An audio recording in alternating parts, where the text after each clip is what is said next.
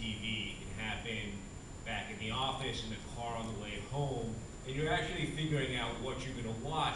And there's a very high social quotient in that. Not a whole lot of room for direct advertising because you're looking to see what your friends have watched, what they like, what people in your area are looking at. Second stage is actually sitting there and watching it. And that experience varies greatly by the type of content. So if you're watching a football game, there's a lot of breaks in it, right? There's different shows. If you're watching something like American Idol, there's a lot of breaks, there's a winner, there's a loser. If you were without any kind of social TV devices, you're talking to the other people in the room about it. On the other hand, if you're watching a new episode of CSI Miami, you don't want anybody talking to you, but you do want to talk about it after the fact. So that's something that advertisers are going to have to look at. One thing we're seeing is something we call basically social intermissions, where people in the home have gotten used to being able to control when they start and stop, and they're watching a lot of stuff without commercials. So right now, we're seeing that the possibility exists to have this thing called a social intermission, which is basically a commercial break, but that involves some sort of interaction with the brand, and you can really target that pretty well based on the show that you're watching. So it's a poll during a football game, or Find the Ranch, or something like that, which can be very targeted to the advertiser. The final phase is the review process, is when you're actually submitting a review. Now, if you've been watching a show that, again, that you don't want to talk during, or even a show that you did, there's two parts to the review. So there's one where you can actually go back at the end of it and look at things that have happened, maybe especially if it's something like Lost or CSI, where you actually can go back and see parts of it. That can all be sponsored. That whole experience can be something that a brand owns. The same way you hear a lot of talk about people, oh, you can click on the ad while you're watching it and buy the watch that the guy is wearing. No, you can't, because it's too much of a hassle, right? You still have, even if you're registered in, you still have to figure out what size it is, which credit card you're paying with, what color, when you want it shipped, you want express shipping. All that stuff's going to happen afterwards, so that you'll be able to sort of save something or bookmark it. But then after the whole experience, you'll be able to go and say, okay, I want to buy that, I want to learn more about that. And that's going to be a place where advertisers have a real opportunity to jump in and to become much more interactive. Yeah. Mike, let's go back down to you for a moment and talk a little bit about social, sort of that last phase that Alan was talking about in terms of you experienced some content, you now want to share your experience, you want to rate your experience, whatever it might be. What social features are you building into your platform? So first of all, for us, for Urban World TV, I just want to point this out so everybody's clear here. We have two brands here. We have Yahoo and AT&T, who have the platforms in which, for Digital Mindscape, we have a product called Urban World TV that is launching actually on both platforms. And what we're doing, you look at us. This whole space is brand new. It's really defining itself right now. We look at our slogan, pop culture redefined, and we connect the streets. And so by that, we're really merging the mobile experience, the television experience, and the PC experience all into one. And that's what both Yahoo and AT&T brings to the table. And so with that, we've partnered with two ad agencies that help us to facilitate interactive advertising. And then what I think really stands out for what we're doing is the ability to rate, recommend, and create feedback for the shows that you're watching. So when you're watching this show, to be able to rate it, and for the next person that's within this whole ecosystem, they can say, make it or break it, so to speak. So that's kind of one of the unique offerings that Urban World TV is bringing together. Great.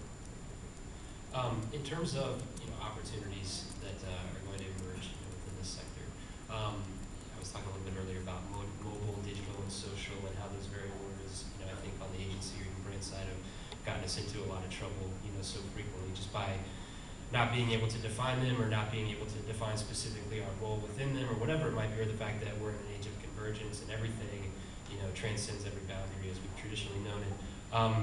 What's next, you know, in terms of the connected viewing experience in and around home? What are you most excited about to see happen, not only today, but over the next few years? You want to take that? I think social TV is hot. Point blank. I mean, to belabor the point, the interaction, applications that sort of personalization, when you're watching, say, a car race and they can only show the top race car going around, but if you have a favorite driver, you'll see those statistics along sided. I think that's a good dramatic change. Yeah, I completely agree. And just even the whole fantasy football piece, we work with Yahoo on fantasy football applications, and that has, you know, watching the game and watching your stats come in at the same time is especially when you don't get the game that you're really caring about, is a big darn deal. And having your devices in your home be aware and perhaps even control the television in the room is just phenomenal. I mean, we like to joke that we're trying to make America, you know, lazier by staying on their sofa and not moving, because literally instead of reaching for the remote, you can just take out your cell phone and change the channel.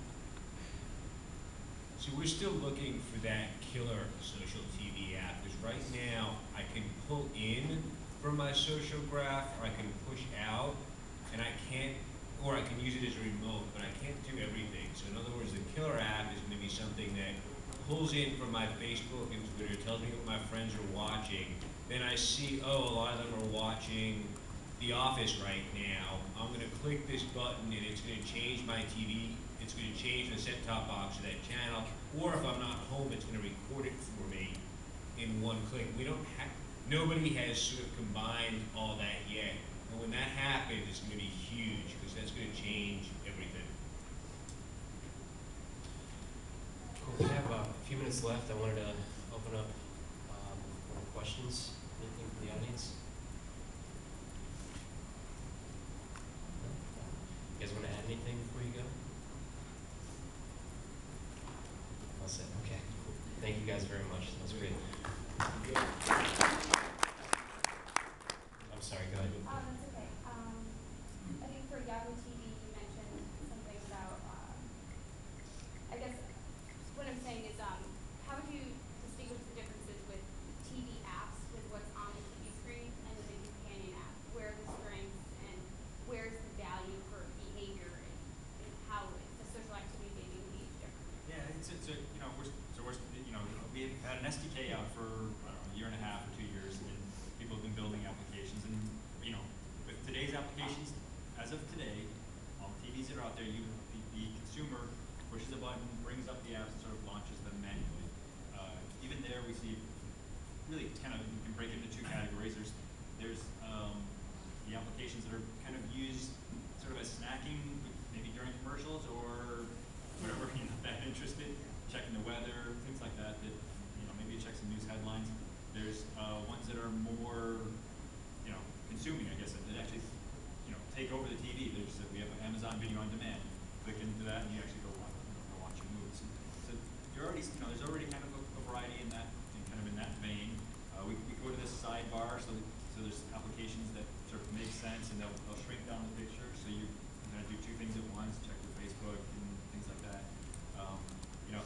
This new area that we're opening up, really it's just a tiny change to that SDK. We build these applications, but what we did is we said, hey, anywhere in that content, either in that commercial, like the 7-second point in that commercial, pop up this little bug or prompt, across the bottom of the screen, say, hey, do you want to interact with this? We have some extra stuff.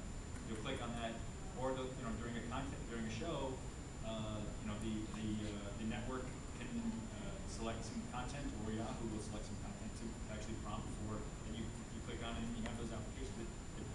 Technically, it's a minor change. I think using it, it's a dramatic change, in that suddenly, you're able to be asked at the beginning of a presidential debate, who do you think did the best, and who do you think did best at the end, or Project Runway, and I think anybody that kind of watches those shows, you get really immersed into it, and you care who gets knocked off, and you want to know who the rest. Does everybody hate that person? And so it really kind of changes and builds a real bond with the shows. the SDK is unchanged. There's a kind of a hook in there, and frankly, I can't be an expert. I don't know what applications that will enable, but my use of it feels like a dramatic change. To answer your specific question, I think was the difference between apps that are on the TV screen and apps that are on the second screen. And the biggest problem with that right now is it's a pain in the ass to use anything on the TV screen because you have to type with the remote, and it's not a very elegant experience. So as soon as people get used to using their smartphones or their tablets as the remote control device, those might have some more use. But right now, it's really tough. You know, if you're searching for a movie on a VOD and you've got to type out the title using the remote, it's not as elegant. And that's starting to happen. I mean, AT&T just, you guys have some of the stuff that they introduced. It's just getting people to think of it, and also we have to remember too, smartphones are not universal. It's still a percentage that have them, and most people don't. So Just adding one thing real quick, just with, as far as the tools go. So one of the benefits on the mobile device, you've got some real advantage. Text input is better, and they have higher horsepower than a lot of TVs have, things like that. The downside is you got to think. Right now, you sort of have, you have to think. Oh, I want to think maybe there's some interesting thing to do with this show. I'll pull this out and go through some process to go connect that. On the TV, you have the nice advantage of it knows what's on, and so it can actually prompt even for the experiences around the mobile. So that's one of the things we see people, using our soon-to-be release platform is prompting there to say, hey, I've got statistics to go along with this baseball game. And people may say, hey, I don't want to use up a portion of my screen. Send that over to my mobile, and then that process allows them to be prompted. Oh, there's actually extra data, and to use it on those devices. TiVo has a remote with a keyboard on it that has a slide out keyboard. That's all. You're starting to see keyboards. Well, on the yeah, screen. we've used stuff like that, but I think what we were saying earlier about just taking up a part of that screen, that's a big deal. Like if you're watching the game, you don't want to have any of it taken away by statistics, but you want to see them all on your mobile device. And I think the big difference between what AT&T and Uverse, what we see success in on the TV screen, it's all about enhancing what you're watching. So we have multi-views, you can watch like 4 games at once. But at the same time, if you're a teenager, you don't necessarily want your mom to see your tweets show up on the big screen at the same time. So having a personalized device is a big deal for that. Sorry, we kind of went way over on that question. No, that was good stuff. Question here. What kind of support do you think you should get from a TV manufacturer to make your TV viewing experience much richer? For example, if you look at the TV manufacturing for the last 5-6 years, TV really got bigger and bigger, 50 inches, 55 inches, 60 inches, but not necessarily smaller. It's still the TV is, the functions, basic functions you use in the TV are still the same. It's not getting smaller like a laptop. So I think at the back end, we can do whatever we want to make the experience richer for the viewers. But as long as the TV manufacturers has the control in the front end, giving that experience, projecting that experience to the viewer, there has to be some kind of contact, or there has to be some kind of mutual understanding between the manufacturer. There's been really a sea change in from the TV manufacturer's viewpoint. They used to create TVs, sell them, and then they were done. They were ready to go sell you the next one. Yeah. They are evolving to think of that as a device that has upgrades, but they really want to push upgrades out to it. But, and some of that has to do with they need to be able to go monetize it. So being able to put extra experiences that are advertiser driven actually will put money in their pocket, and that gives them the incentive to actually want to keep investing in that product. So it's still basically just a monitor, right? So any of the changes you're talking about are going to come through the set-top box or the Zoom. The computer that I would not invest in smart TVs. Yeah, what about a touch screen TV? Touch screen. Yeah, I don't know, just for more work. But again, that's something that can be enabled through the box, doesn't have to be through the. Family would get really mad at you because they were trying to watch. But it's a fair question, man, in terms of